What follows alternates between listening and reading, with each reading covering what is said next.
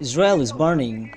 Israel is well versed in wars and sufferings. Its flesh is scared by bloody wars, intifadas, terror waves, and barbaric attacks that have killed and maimed hundreds and even thousands of people.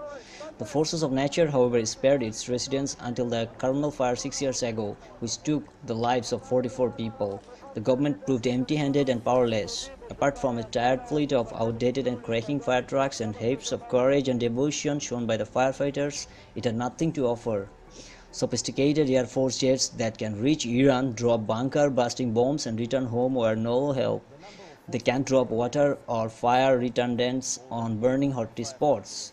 Israel needed the assistance of many countries from Cyprus, Greece and Turkey to Italy, Switzerland and Germany and even Russia and the United States, all of which sent an urgent aerial train of firefighting planes led by that famous super tanker.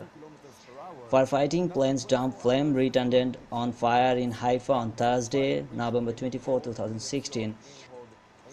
The traumatic event exposed the dimensions of the shortcomings that had persisted for many years, as well as the helplessness and incapability of one of the most modern countries in the world in fighting a fire that suddenly flared up in a forest full of dry wood and soil following a prolonged dry period. The government bore the brunt of the blame. Netanyahu promised to draw conclusions. He promised and delivered. Reforms were carried out in the firefighting service, budgets were increased, and the service was transferred from the Ministry of Interior to the Ministry of Public Security. A squadron of firefighting planes was set up, and warehouses were supplied with retardants to the accompaniment of many bells and whistles.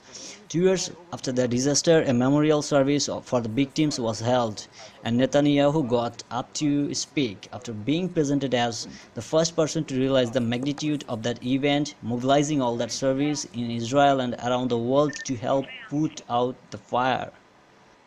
6 years have passed since that fire, boasting an arrogant commitment that Israel would form here and be prepared to contend effectively with large fires went up in flames over the last 2 days. Yet again the same tune was heard. Netanyahu was the first to identify, getting on the phone to scrounge around for planes from across the globe, including the mighty supertanker. Again, we had the tours of the afflicted areas, with the novel feature in which our leaders were shown wearing trendy Uniqlo jackets. For a minute, one might have thought that the Uniqlos were the new supertanker.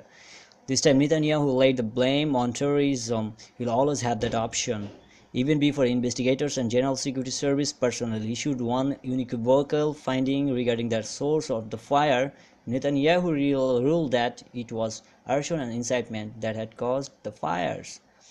He promised that law enforcement authorities would lay their hands on the perpetrators. Thus, he navigated the discourse towards his comfort zone. But some others are telling that it's karma, it's the karma, because you have ruined a lot of places, so God is ruining yours. Maybe that can be true or that can't be true, we don't know for sure, but it's definitely a terrible situation right now happening in Israel. So